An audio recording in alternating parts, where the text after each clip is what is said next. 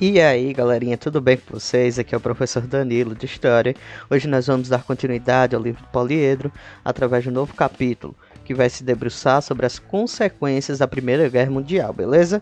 Bora lá abrindo o livro para acompanhar essa videoaula e ficarmos bem inteirados sobre o assunto. Bora lá! Galera, a Primeira Guerra Mundial ela acabou tendo tanto uma projeção mundial como também prejuízos e consequências catastróficas. Para vocês terem ideia, essa luta armada mudou completamente a organização política, a organização geográfica, as fronteiras, surgiram novos países, consequentemente surgiu toda uma estrutura política e econômica nova a partir desse conflito. Lá em janeiro de 1919, já com a guerra concluída, os países envolvidos na Primeira Guerra Mundial se reuniram na chamada Conferência de Paris para assinar os tratados de paz. As decisões do pós-guerra foram tomadas pelo chamado Conselho dos Quatro, que basicamente eram os 4 países vitoriosos da Primeira Guerra Mundial. Entre eles temos a França, o Reino Unido da Inglaterra, os Estados Unidos e a Itália. Lembrando que a Itália acabou trocando de lado ao longo do conflito. Entre as primeiras transformações políticas que nós temos, deve ser levado em consideração o chamado Tratado de Versalhes. Esse tratado ele responsabilizou a Alemanha pela Primeira Guerra Mundial e estabeleceu uma série de punições ao Estado. Além de ter que pagar inúmeras indenizações aos vencedores, os países da Tríplice Entente, que foram quitadas apenas em 2010. Então imagine aí, de 1919 até 2010 pagando a dívida da Primeira Guerra Mundial. A Alemanha foi proibida de ter um exército grande e ainda perdeu colônias em territórios, ou seja, teve suas fronteiras europeias diminuídas, principalmente levando em consideração as províncias lá da Alsácia e da Lorena, e perdeu todos os seus domínios além-mar, ou seja, os seus domínios neocoloniais. Além disso, todas essas condições acabaram instalando um sentimento de revanchismo que mais tarde serviria como motivo para o nascimento do nazismo. Já o Tratado de Sèvres, que foi assinado lá entre os aliados e o Império Otomano no dia 10 de agosto de 1920, ele basicamente foi um acordo de paz que ocorreu no finalzinho do contexto da Primeira Guerra Mundial. Suas cláusulas estipulavam que os estreitos de Bósforo e de Dardanelos e o Mar de Mármara seriam zonas neutras desmilitarizadas, ou seja, que seriam regiões internacionalizadas, de forma que sua travessia seria sempre permitida em quaisquer circunstâncias. Na prática, isso fez com que o governo perdesse completamente a sua autonomia e tornou a região de livres influências do imperialismo das grandes potências europeias. A Turquia ficou consagrada com a perda da Palestina, da Síria, do Líbano e da Mesopotâmia, assim como os territórios turcos na Europa, quase em sua totalidade, como foi o caso da região de Esmina. De fato, as perdas foram tão grandes que acabou dando fim ao próprio Império Otomano, tornando-se um tratado quase que impraticável. Isso despertou a ação dos nacionalistas turcos que, negando-se a aceitá-lo, começaram a defender a independência da Turquia.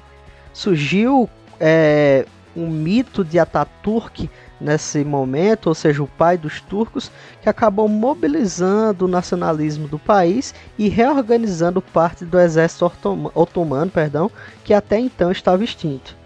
Foi vitorioso na luta da independência, fundando lá no ano de 1922 a República da Turquia, sendo seu primeiro presidente. O nome foi alterado de Constantinopla para Istambul e a capital foi transferida para Ankara, localizada no centro do país. Já para os Estados Unidos, galerinha, não houveram muitas perdas de fato. Bora analisar. Os Estados Unidos entrou na metade do conflito, praticamente, lá em 1917, e não teve seus territórios invadidos, não teve população civil atacada de fato, como outros países lá da Europa. Então os Estados Unidos acabou, no final da guerra, recebendo um contexto que muito beneficiou sua política internacional e sua economia. Então, na prática, eles se beneficiaram demais nos 3 anos iniciais do conflito. Basicamente, os Estados Unidos não enviavam tropas, ou seja, não gastavam com soldados, com treinamento, com armas, não deixou de vender seus produtos para a Europa, ou seja, continuou lucrando ao longo da guerra. Então, tudo isso acabou criando um cenário extremamente positivo para o país. Os norte-americanos não precisaram arcar com despesas de reconstrução e basicamente puderam se tornar credores, ou seja, passaram a dar empréstimos aos principais países da Europa que estavam precisando reconstruir suas economias.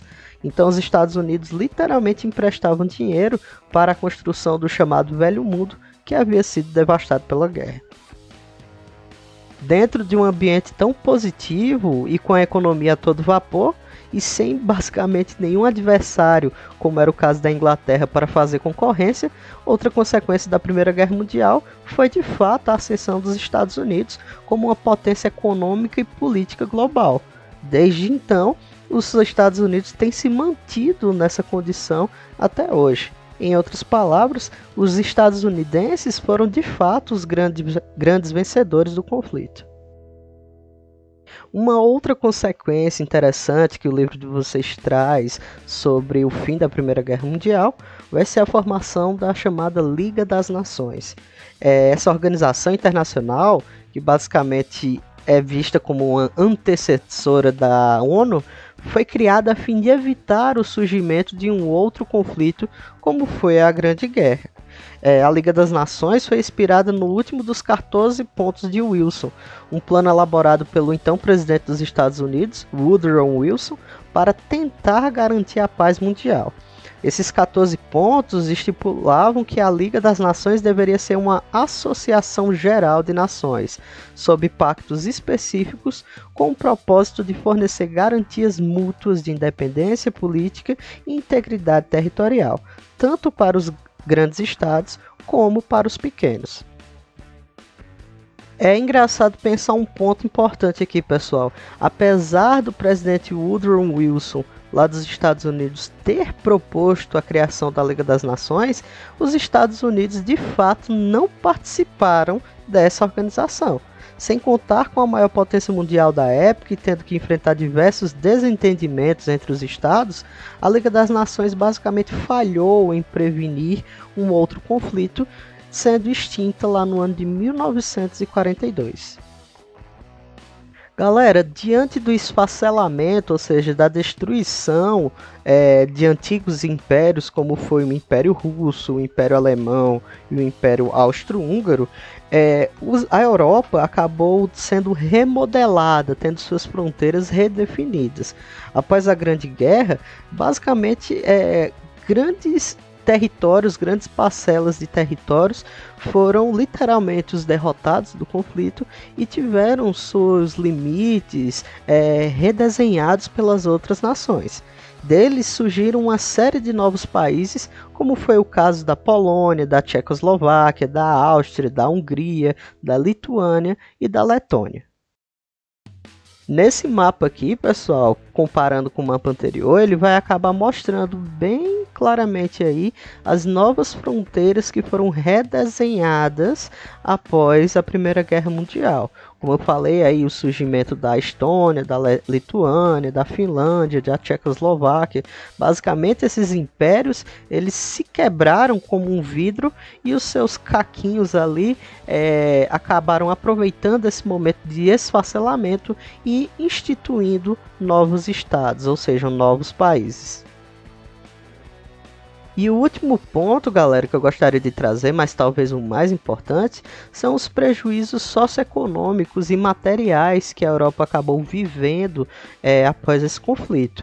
Para vocês terem ideia, foram mais de 13 milhões de soldados e civis mortos, outros 20 milhões de pessoas feridas ou mutiladas ao longo desse conflito.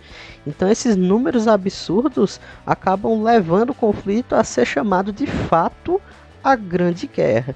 Imagine aí, mais de 33 milhões envolvidos nesse conflito, fora todos os gastos, toda a mobilização industrial e econômica que foi feita para a participação e para o esforço de guerra.